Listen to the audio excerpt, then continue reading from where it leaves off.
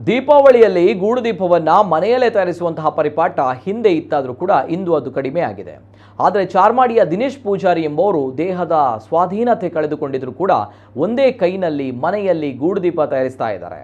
14 ವರ್ಷಗಳ ಹಿಂದೆ ರಿಕ್ಷಾ ಅಪಘಾತದಲ್ಲಿ ದೇಹದ ಸ್ವಾಧೀನ ಕಳೆದುಕೊಂಡು ದಿನೇಶ್ ಪೂಜಾರಿ ಹಾಸಿಗೆ ಹಿಡಿದಿದ್ದಾರೆ.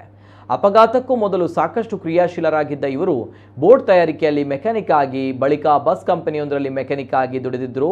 ಬಳಿಕ ಸ್ವಂತದೊಂದು ರಿಕ್ಷಾ ಖರೀದಿಸಿ ದುಡಿದು ಪತ್ನಿ ಹಾಗೂ ತನ್ನೆರಡು ಮಕ್ಕಳನ್ನು ಪೋಷಿಸಲು ನಿಂತಿದ್ದ ಅವರ ರಿಕ್ಷಾ ಅಪಘಾತವಾಗಿತ್ತು.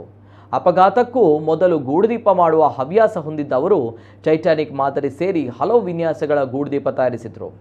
ಹಾಸಿಗೆ ಹಿಡಿದಿದ್ರೂ ಕೂಡ ಒಂದೇ ಕೈನಲ್ಲಿ ಇವರು ಗೂಡುದೀಪ ತಯಾರಿಸ್ತಾ ಇದ್ದಾರೆ. ಈ ಬಾರಿಯೂ ಗೂಡುದೀಪ ತಯಾರಿಸ್ತಾ ಇದ್ದು ಅದನ್ನು ತನ್ನ ಸಹೋದರನ ಮೂಲಕ ಅಕ್ಟೋಬರ್ 30ರಂದು ನಡೆಯುವ ನಮ್ಮ ಕುಡ್ಲ ಗೂಡುದೀಪ ಸ್ಪರ್ಧೆಯಲ್ಲಿ ಪ್ರದರ್ಶಿಸುವ ಆಸೆ ಹೊಂದಿದ್ದಾರೆ. ಮನೆಯಲ್ಲಿ ಗೂಡುದೀಪ ತಯಾರಿಸದೆ ಅಂಗಡಿಯಿಂದ ಸಿಗುವ ಆಧುನಿಕ ಗೂಡುದೀಪ ಖರೀದಿಸುವವರಿಗೆ ಇವರೊಂದು ಮಾದರಿಯಾಗಿದ್ದಾರೆ.